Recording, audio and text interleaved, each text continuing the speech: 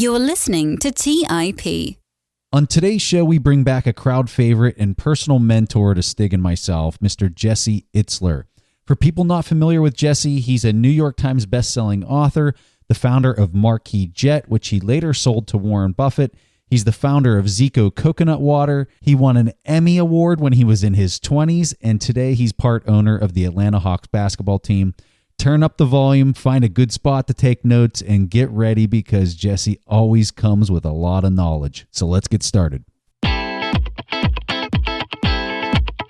You are listening to The Investors Podcast, where we study the financial markets and read the books that influence self-made billionaires the most. We keep you informed and prepared for the unexpected.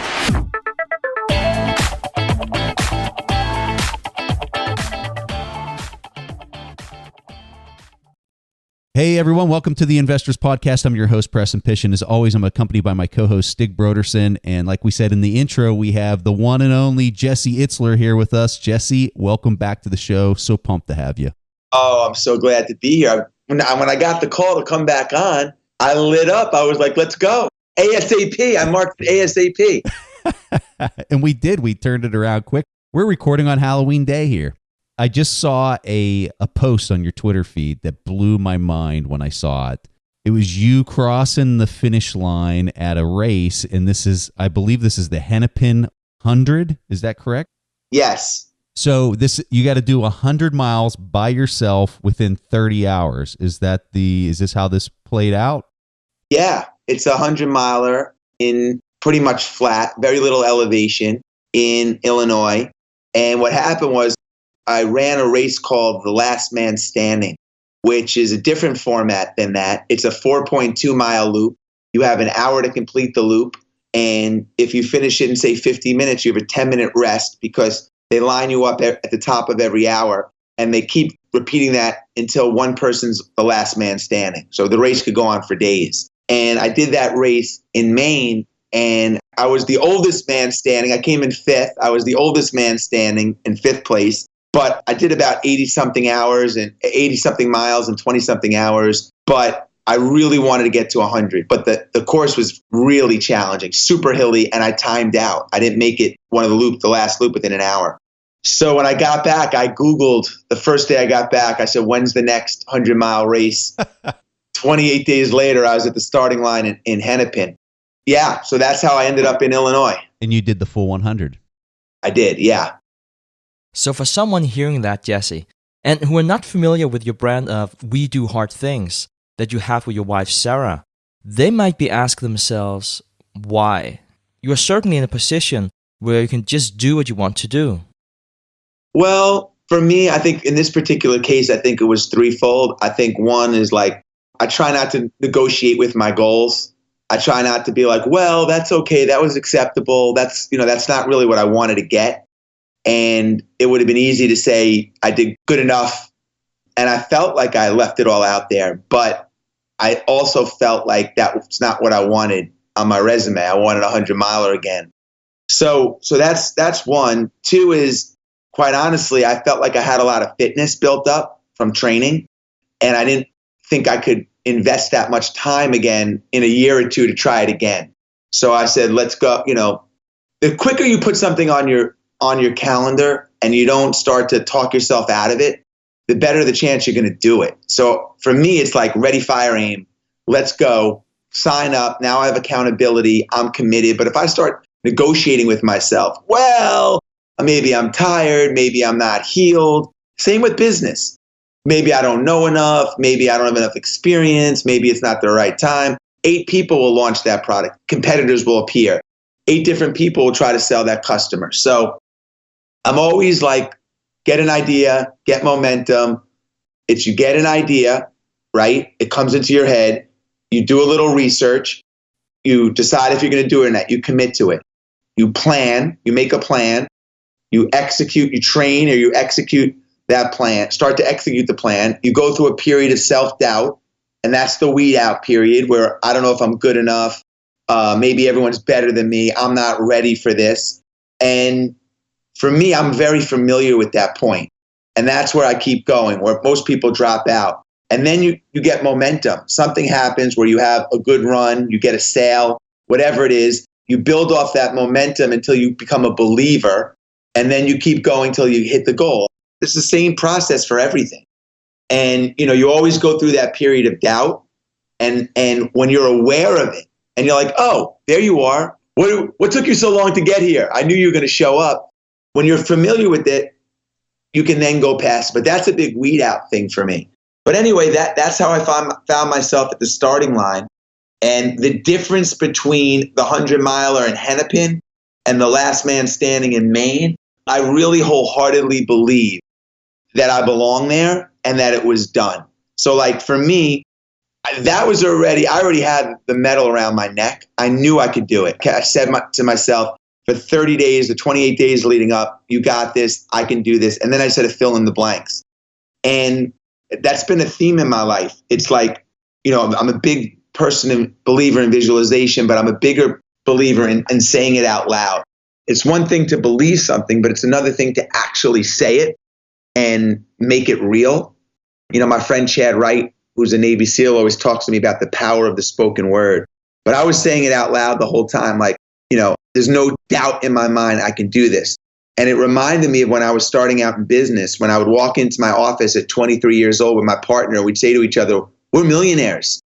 We're millionaires, man. They just haven't paid us yet. And we would say it all the time. And meanwhile, I was living on my friend's couch. I was literally sleeping on a couch. And I would come in and be like, we're millionaires. They just haven't paid us yet. And that was like our mantra.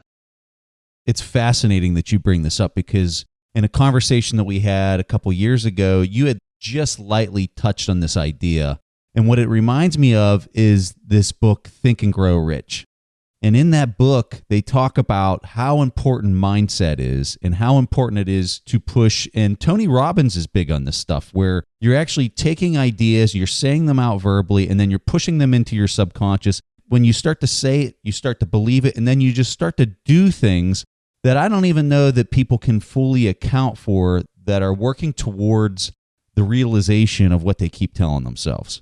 So it's fascinating for me to hear somebody like yourself who's accomplished so much talk about this idea with respect to the race, but it sounds like you've been doing this for years. Well, it's not a new theory. This has been proven century over century over century. And for me, think and grow rich, absolutely. But I'm a much bigger believer in say it and grow rich. And, you can think it, but you always get negative thoughts in your head. And I like using something like a 100-mile run as an example of it that correlates to everything because it's hard. You're going to go through periods of darkness. You're going to go through doubt. It's no different than the journey of an entrepreneur in the sense of the emotions and the doubt and the struggle and the chances of success, and so many things can go wrong, all those things. And when you think, you're always going to have thoughts of this stinks. This is really hard.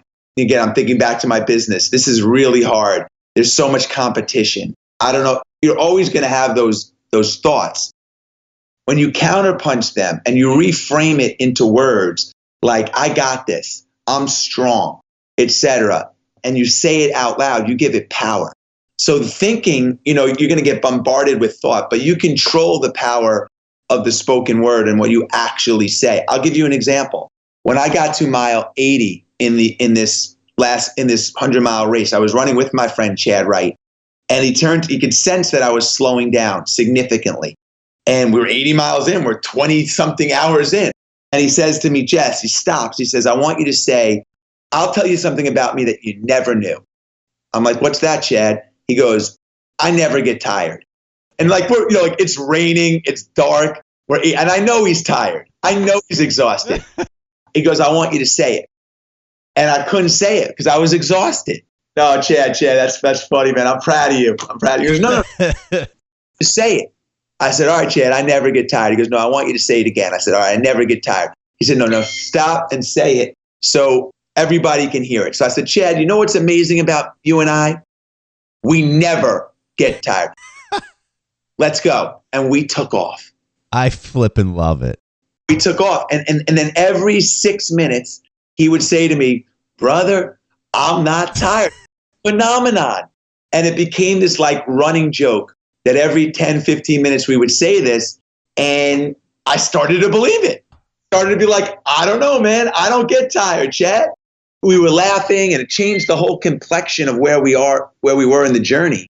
And, you could say it's corny, but I'm telling you, man, time and time again, when this has appeared in my life, when I was single and I was looking for the girl, when I was whatever, I would talk myself into this space. Like people would ask me when I graduated, what are you going to do, when you graduate, whatever. And I say, well, I'm going to get a record deal. I quit. What do you mean you quit? Jesse, I thought you were going to go get a record deal. Oh, I was, but it was too hard. I quit. Like, it wasn't just the psyching me up and talk and become, it was like part of reality. Fascinating.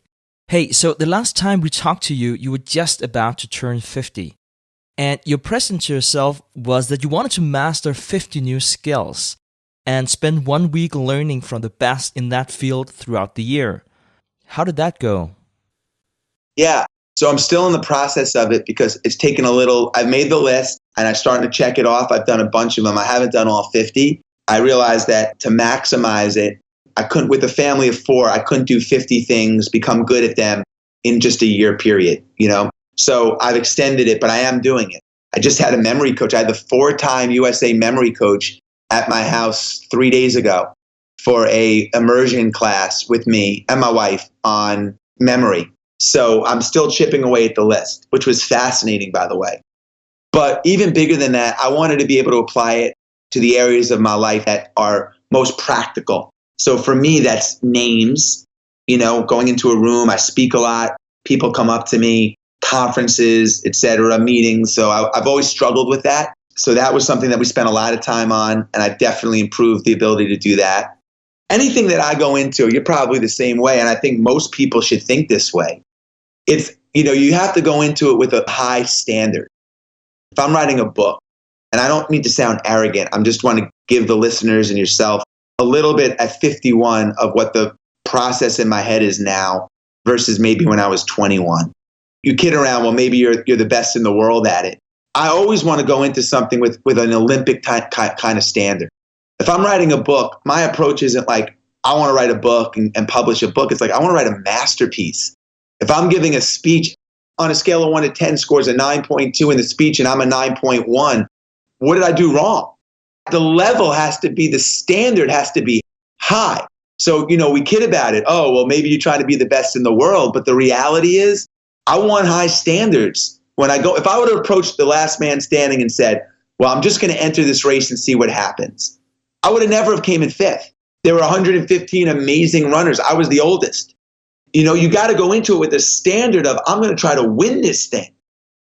Well, it's all about mindset, and it's all about telling yourself, I am this. And saying, like you were saying it out loud, I am this. I am good at memorizing people's names when I meet them. It's just flippin' powerful.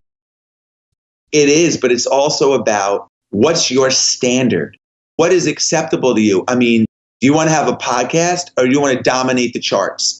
Do you want to get guests? Do you want to get rock star guests? Do you want your content to be fillers for 30 or 60 minutes? Or do you want your content to be life-changing, earth-shattering material? What's the standard that we approach our craft? What's the standard that you're going as a parent? What's your standard as an author? And, for a lot of people, it's okay to say, like, there's 1 million books published a year. It's okay to be like, and that's fine if that's your standard. But for me, I have a short window on earth, man. Okay? I have from now until whenever I'm 51, so I've lived a tremendous, almost, probably half, if not more, than my life. And the older years of my life are going to be different. My late 80s, 90s, or whatever. I can't do the stuff I'm not going to be running the Hennepin 100, I don't think, when I'm 87 years old. I'm seeing the 85-year-old, 80-year-olds in the race. That window is so short. So all I really care about is maximizing from where I am today until the end of the ride. And part of that journey has to be about my standards, because if they're low, then that's not going to be a super fruitful path. If they're high, and then that could be a really fruitful chapter of my life. All right, Jesse, so let's shift gears here. We know we have a lot of listeners who are also big sports fans. I know that once you bought ownership of the Atlanta Hawks, one of the things you were really looking forward to was having a relationship to the players. But I also know that while it has been great for you to have that, it has not been what you valued the most. Could you please talk to us about that? Yes. You know what's really interesting, and I just discovered it recently?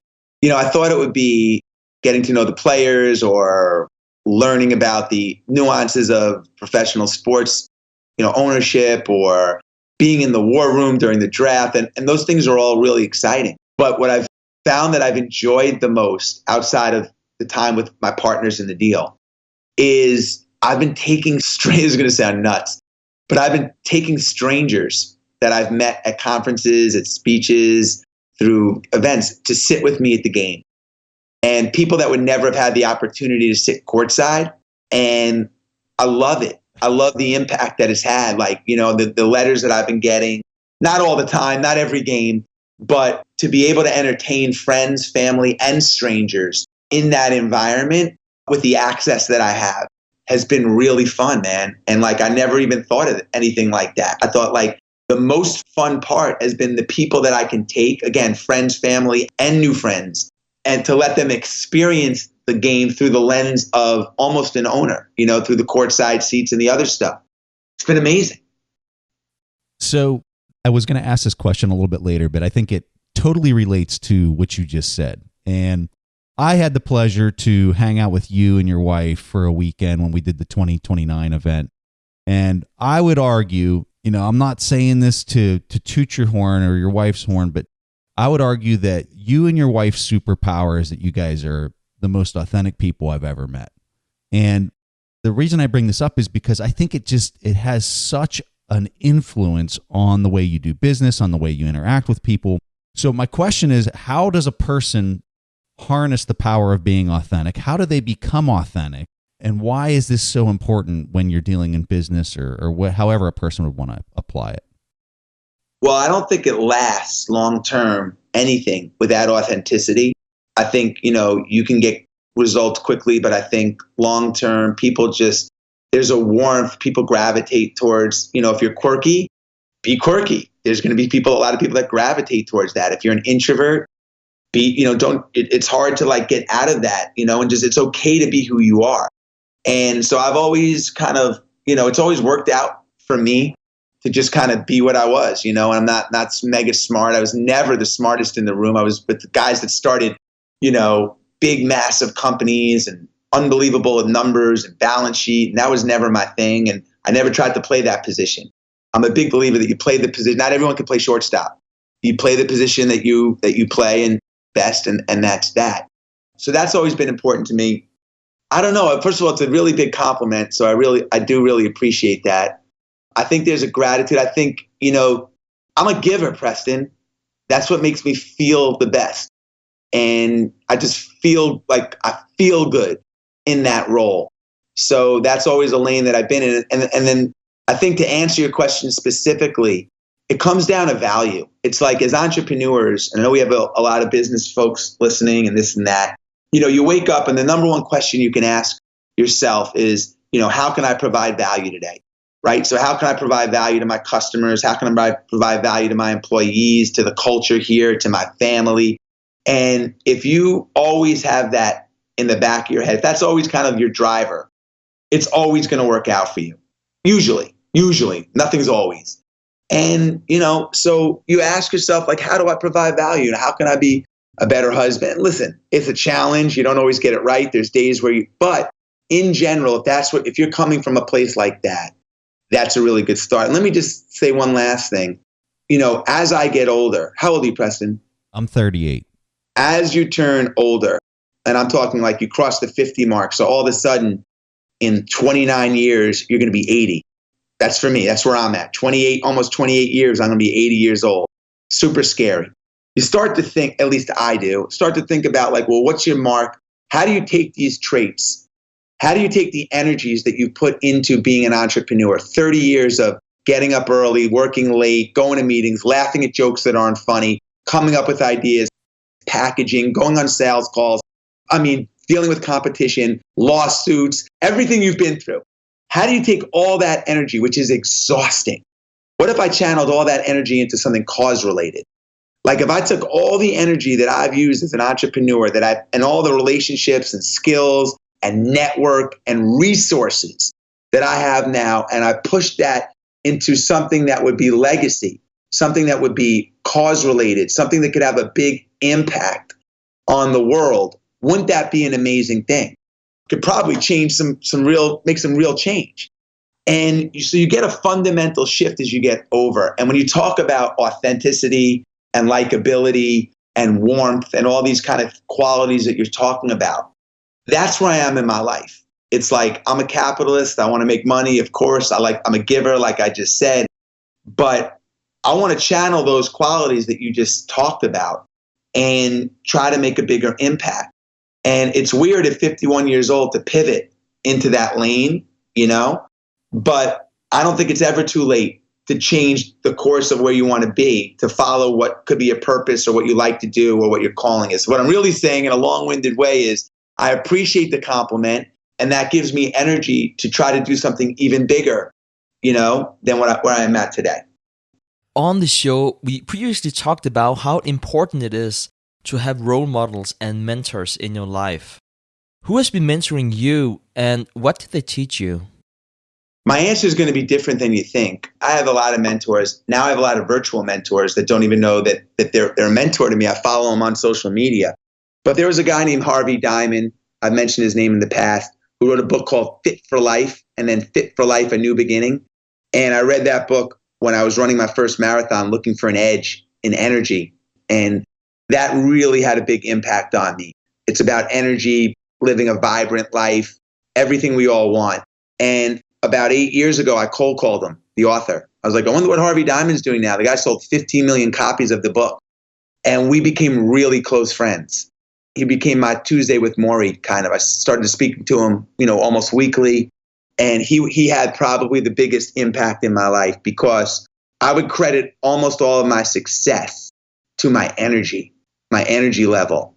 And when I say success, I'm not talking about financial. I'm talking about the run I just did, my family, being present, how I feel, being able to talk to you, with clarity and incredible passion. And all of that comes from how Harvey taught me how to really maximize that energy level. And you mentioned Tony Robbins. Tony's been a friend and a fan of Harvey's for years, as have many people that live that kind of life.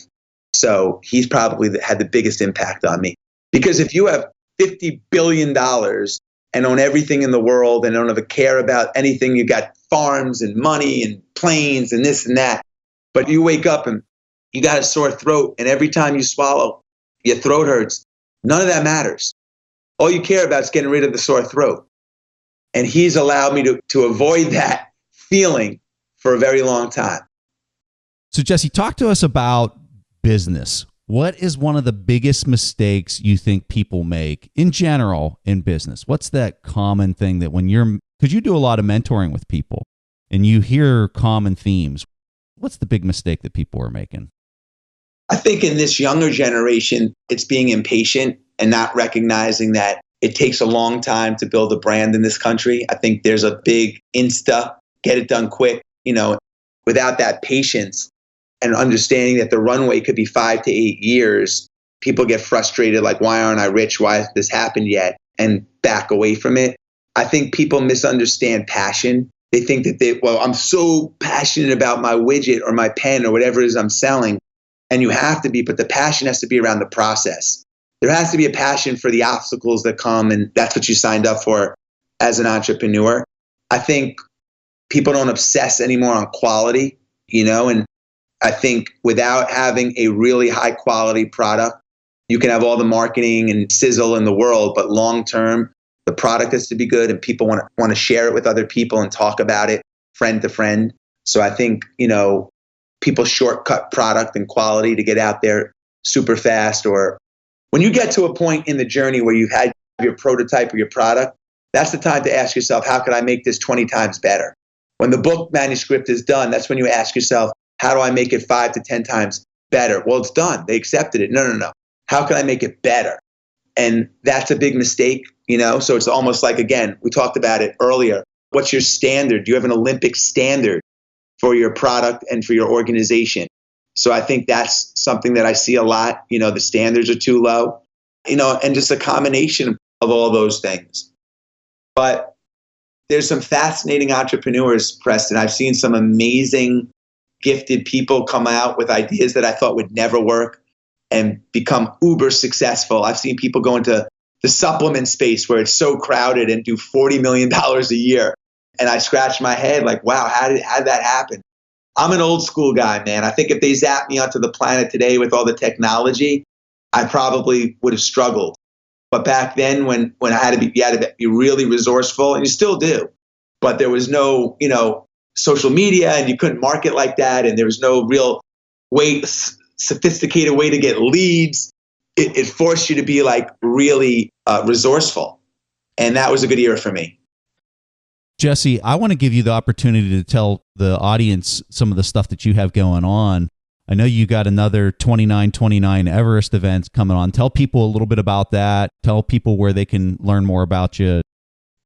Best place to get me is at Jesse Itzler, my name on Instagram, Twitter, and Facebook, or jesseitzler.com. But I do have you participated in 2929 where we rent a mountain, you hike up the mountain, take the gondola down, and you repeat that until you climb the equivalent of Everest. It's grown since you've done it, Preston. We now bring in world-class speakers for a 3-night event. We have added another location. So we have one in Vermont, one in Sun Valley, and one in Utah. And all 5 of our events have sold out. So we just went on sale recently for 2020.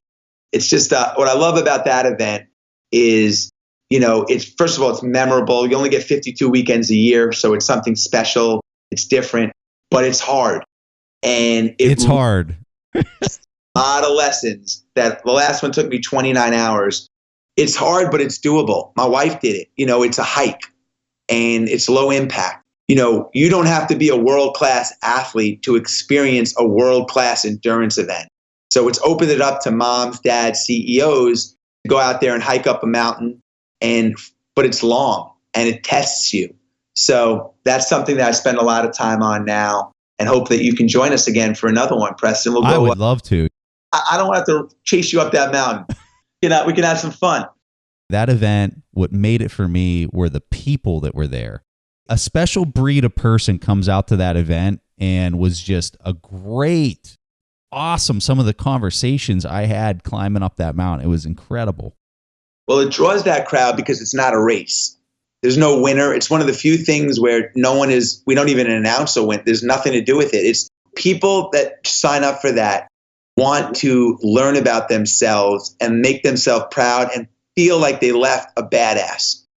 Regardless of how many, even if they don't get Everest, they're going to leave with a cape around their neck because they're going to say, I cannot believe how hard that was and how far I pushed myself. And for a lot of people on paper say, this is such an easy challenge on paper. You walk up a mountain, you take the gondola down. Okay. The average marathon finisher is like 4 hours, and there's like a 99% finish rate. Our average finisher is 30 hours with a 65% finish rate. It's like 7 times the time to complete a marathon to complete this. It's not easy. And that takes a lot of patience and a lot of will. It strengthens that muscle that we talked about, that resilience muscle, that even though this is really long and there's no shortcuts, you're fully exposed on the mountain. If you finish it, you feel like, wow, I could finish anything. And that's the kind of feeling that I think never goes away. Well, Jesse, thank you so much for making time. I know that you got a lot of things going on and you always make time for us, and I cannot thank you enough. Thank you so much. And Jesse, you are truly a giver. Not only did you find time to speak to Preston and me today, but you also recently found time to speak to Robert Leonard on episode 12 on Millennial Investing. And I highly encourage everyone to listen to that episode. And not surprisingly, we called it Building Your Life Resume, which is really what we think that you're all about, Jesse. Of course, I'll make sure to link to the episode in the show notes, but I think I speak for everyone when I say that we already are looking forward to inviting you back on our show. And thank you so much, Jesse, for coming on the show today. It is absolutely my pleasure, man. Thanks for having me. Okay, guys, so before we let you go, Preston and I would like to play a short segment of our new show, Silicon Valley by the Investors Podcast Network. And in this episode, our host Sean Flynn speaks to Patrick Lee, founder of Rotten Tomatoes. While you're mentoring these startups, what is some typical advice that you give them or that you find yourself most frequently giving them? I would say the number one thing I tell startups is to focus. And this is based on my own experience. The companies where we were really focused, my design firm, which is the second company, and Rotten Tomatoes, things just worked. And everything was just easier. And our design firm, actually, before we got focused, we originally started, we weren't just web design, we were actually 3D design and print design. And we weren't just entertainment industry, we were like everything. And it was just a mess. And it was super hard, and you're cold calling, and people just don't know what you're doing. And once we said, you know what, we're only web design, we're only entertainment industry, everything got easier. And actually, we never needed to cold call again after that because people would just refer like new clients to us. The ones where we weren't focused, which is actually all the companies post Rotten Tomatoes, it just didn't work. Like when we were trying to do too many features, too many products, it's just harder. And so one thing I tell people when they're just starting out is one feature or product for one category, for one market. So like Rotten Tomatoes was reviews or movies in English for the English market. A lot of times what happens with entrepreneurs that I've seen is entrepreneurs by nature believe they can do anything. But as a result of it, they try to do everything.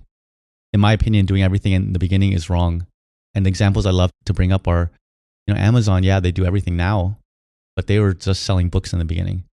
Facebook was just at Harvard. Google was just really simple search. And a lot of folks, they look at what companies are doing now and they try to like match them. And one of the things you see so often in people's PowerPoints, especially if they're first-time entrepreneurs, is they'll have that like little grid where on one side it's like, here's us and here's our competitors. And on the other side, it's features. They'd be like, oh, hey, this competitor has 2 features. This one has these 3 features. This one has these 3 features. And look at us. We have like all the way across, dots all the way across all 10 features. We have everything. And I'm like, really? You're 2 people with almost no funding. And you're trying to out-feature these huge companies, billions of dollars, been around much longer, have raised tens or hundreds of millions of dollars, and you're going to out-feature them? All right, so if you would like to listen to the rest of the interview with Rotten Tomatoes founder Patrick Lee, or listen to Sean's other episodes with successful entrepreneurs, including founder Melanie Perkins of the billion-dollar company Canva, make sure to check out the link in the show notes. Or even better, search for the Investors Podcast Network on iTunes, Spotify, and subscribe to a new show, Silicon Valley. But guys, that was all that Preston and I had for this week's episode of the Investors Podcast. We see each other again next week. Thank you for listening to TIP. To access our show notes, courses, or forums, go to theinvestorspodcast.com. This show is for entertainment purposes only. Before making any decisions, consult a professional. This show is copyrighted by the Investors Podcast Network. Written permissions must be granted before syndication or rebroadcasting.